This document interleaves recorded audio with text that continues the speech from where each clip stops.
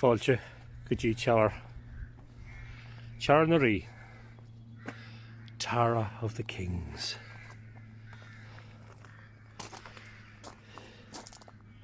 It's 7 a.m.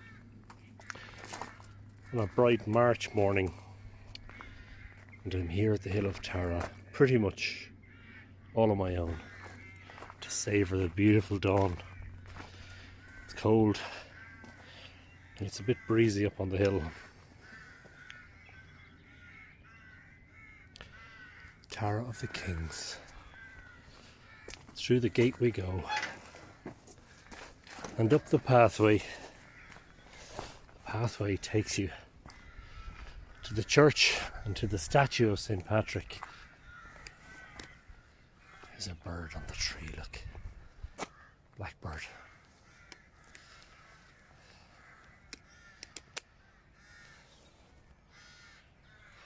Lovely.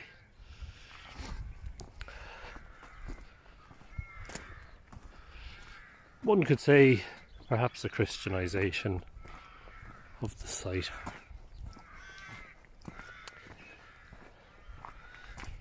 Making you tread by sacred, blessed paths before walking on those profane. Well, maybe that would be the opinion of the church, of course. These days, Tara is open to everyone. And there he is. Crows are resident in the trees here all year round, and they make quite a noise, as you can hear.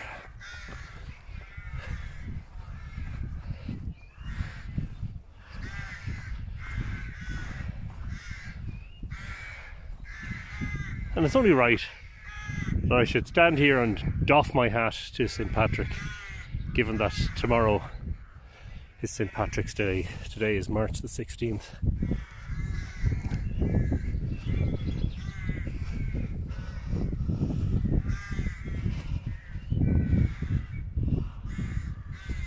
And in the distance there, the Hill of Screen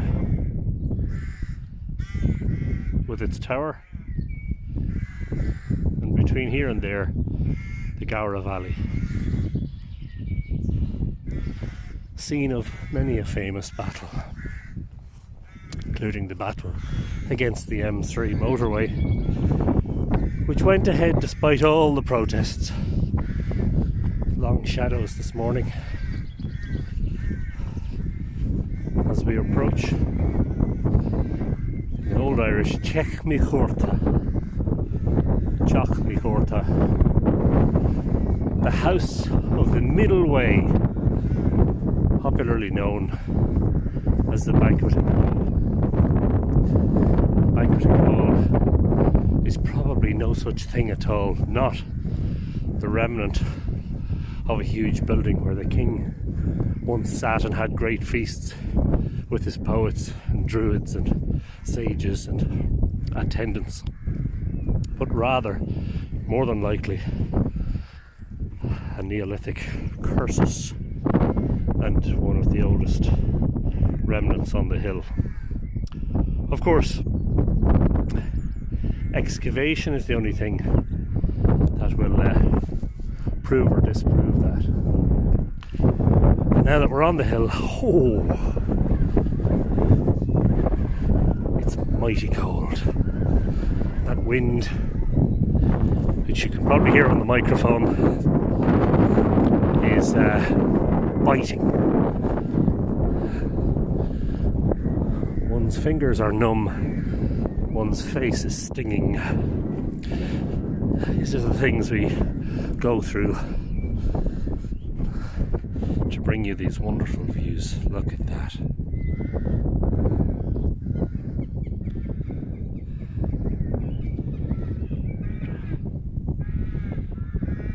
Churchyard. And now we approach Rath, the Rath of the Synods, butchered by the British Israelites in 1899, looking for the Ark of the Covenant, no less.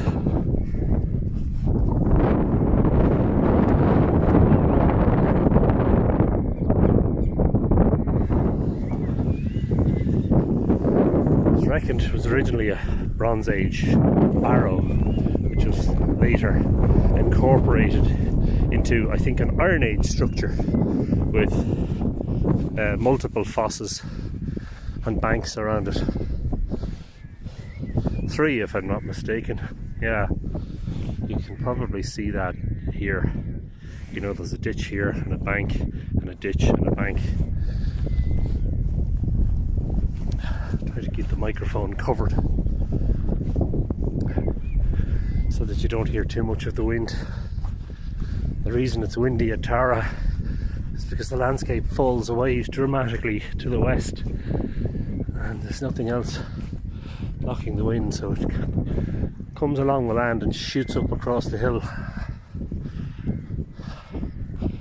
And now we approach Rath, a huge enclosure around the summit of the Mound, encompassing a lot of the monuments in the middle, on the peak of the hill, on the top of the hill. Part excavated, Rath, royal enclosure, part excavated a number of years ago, and it was found that it had an Iron Age date, I think circa 100 BC to 100 AD, something in that time frame. The one on Neil, fenced off at the moment to try and allow the grass to regrow. Not sure if you can see. Try and get that into the frame here. Not sure if you can see the moon there in that shot. The moon is last quarter phase, 3 months behind where the sun is in terms of zodiac travel, and it is actually in the position where winter solstice sun was a few months ago. Thankfully the days are getting longer. Dún O'Neill, excavated in the 1950s, I think. Sean P. O'Riordan, and found to be a Neolithic passage tomb with a very short passage, undifferentiated. Sorry, get my fingers in the way there. Let's have a look into the passage where you can see the only piece of megalithic art, the only stone featuring megalithic art at Dún O'Neill is being lit up there by the sun at the moment. Very, very short passageway, which admits the sun rises to the end of the passageway at Imbolc and at Samhain, so the beginning of winter and at the beginning of spring. And we progress onwards across the hill towards the 2 features that are readily noticeable in all of the aerial photography of the great site of Tara. On Fora, the royal seat, with on top of it Leofoil, stone of destiny, the one which screamed under the rightful king, and almost conjoined Teach Cormac, the House of Cormac, one of the most famous and illustrious kings of Tara, Cormac MacArt, son of Art MacCon.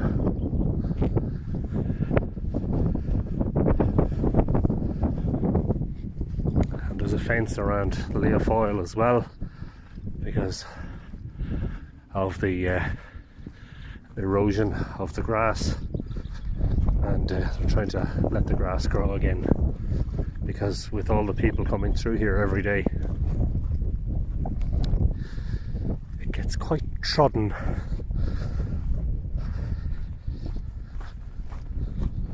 I have to be careful going up here, it's a little bit slippy.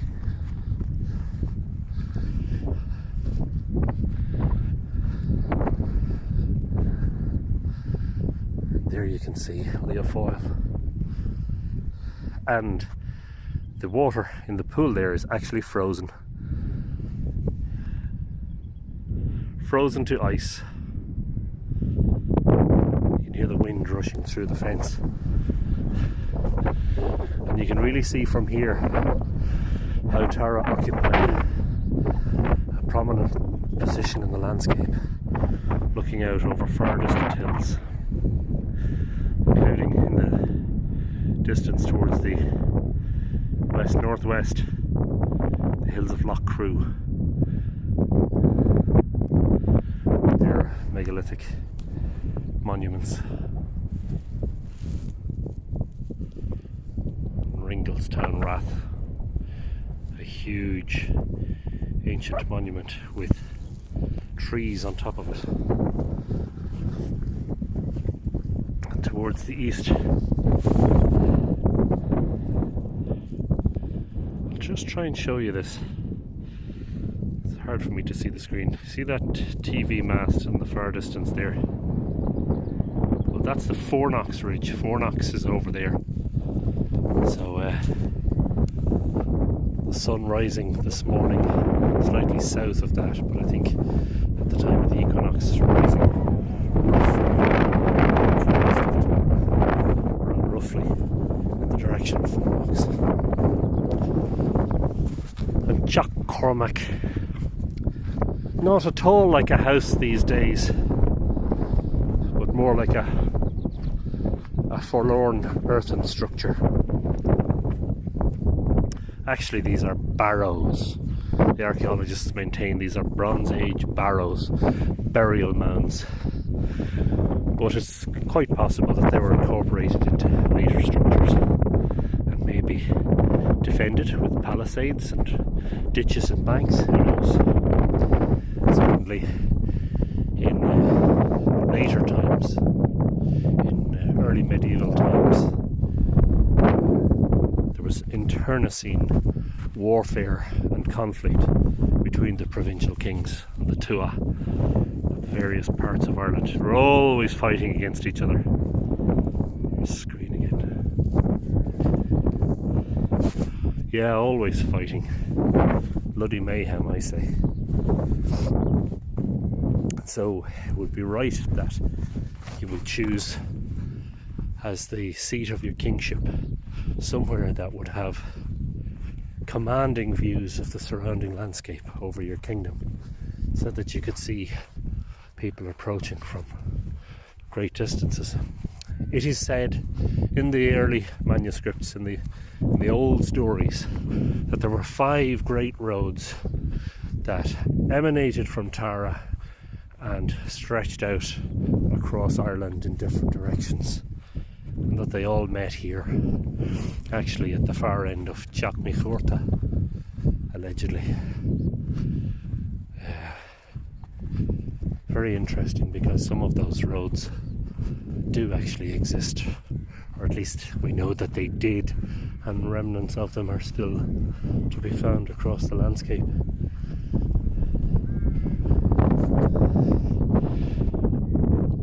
In the far distance there, not sure if I can show you this. If it focuses, there's the town of Kells.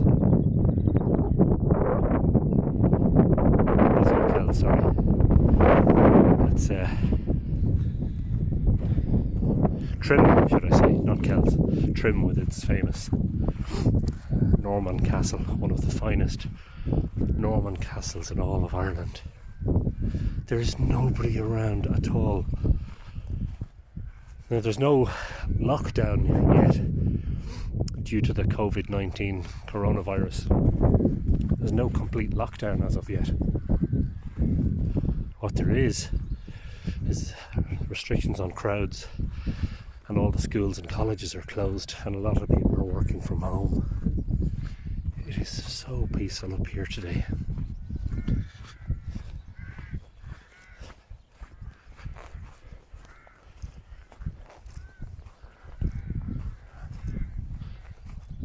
We're going to go into the churchyard to see some remnants there. Remnants of a hoary past. Fascinating and multi-layered past. A wonderful history. the wall around the graveyard is being slowly rebuilt. It's a very slow process, a very delicate process, and a very skillful process.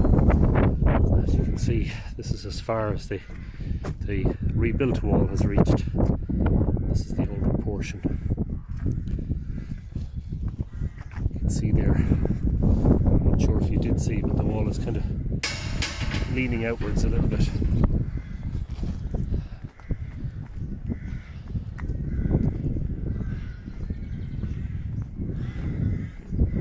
And the crows are making themselves heard.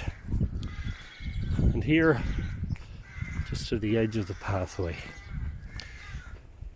this piece of old stone wall which needs a sign so people might realise what it is. It's actually, they believe, a remnant of one of the earlier churches of Tara. The last remnant, the last piece of wall of a much older church, because this church of St. Patrick is a 19th century and early 19th century building used today as a visitor centre.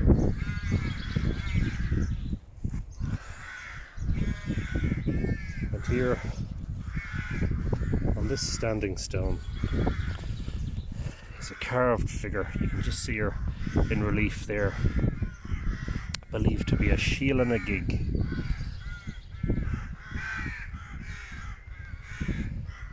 It is maintained that these two standing stones, this one, which is just about my height or maybe a tiny bit less, a little bit less than 6 feet tall, and this one, which is much, much smaller, are the stones that were not far enough apart to allow a chariot through, but when the king, or he who would rightfully be king, drove his chariot towards them, they would separate and let him through. So who knows the ages of these? Shiel and the gigs are often associated with Norman churches and are said to be medieval in date, but the folklore and the cosmology around them probably goes back much, much further in time.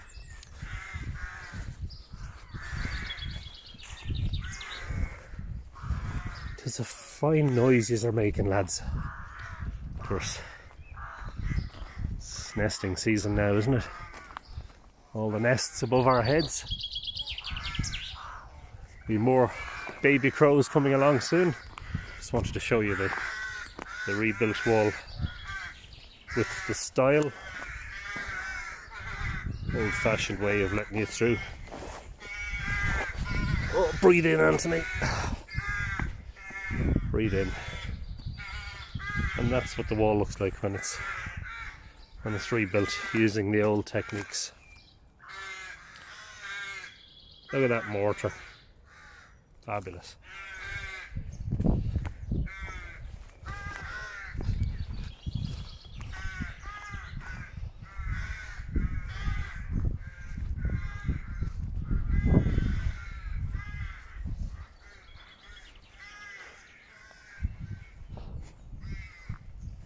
And at that, we say a very good morning from the hill of Tara, Charnary, County Meath.